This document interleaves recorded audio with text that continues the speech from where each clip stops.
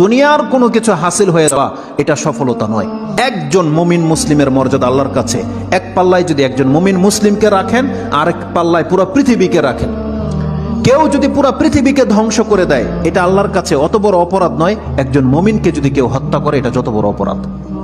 তাহলে একটা মানুষ তাওহীদের উপরে যারা আছে, তাদের মান মর্যাদা এত, আল্লাহ বলছেন অতএব তারা যেন দুনিয়ার জন্য নয়, বরং তারা ওই পরকালে জাহান্নাম থেকে মুক্ত হয়ে যাওয়ার সেই রাস্তা যেন তারা অবলম্বন করে। কারণ সেই দিন যাকে জাহান্নাম থেকে শুধু বাঁচানো নয়, দূরে রাখা হবে।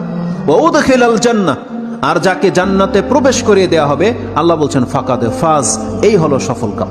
কারণ জান্নাত এমন একটা জায়গা, এটা হচ্ছে চির সুখের জায়গা। একবার শুধু কোনো ব্যক্তিকে জান্নাতে ঢুকিয়ে দিলে জীবনের যত পেরেশানি আছে সব দূর হয়ে যাবে, সব দূর হয়ে যাবে। তাহলে পরকালের ব্যাপারটা হচ্ছে এমন। আল্লাহ বলতেছেন সেই দিন যাকে জান্নাতে ঢুকিয়ে দেওয়া হবে, আল্লাহ বলছেন এই ব্যক্তি হচ্ছে সফল কাম। তাহলে এই সফলতা আসবে কিসে? একমাত্র আপনার ঈমান, তাওহীদ। আপনি আল্লাহ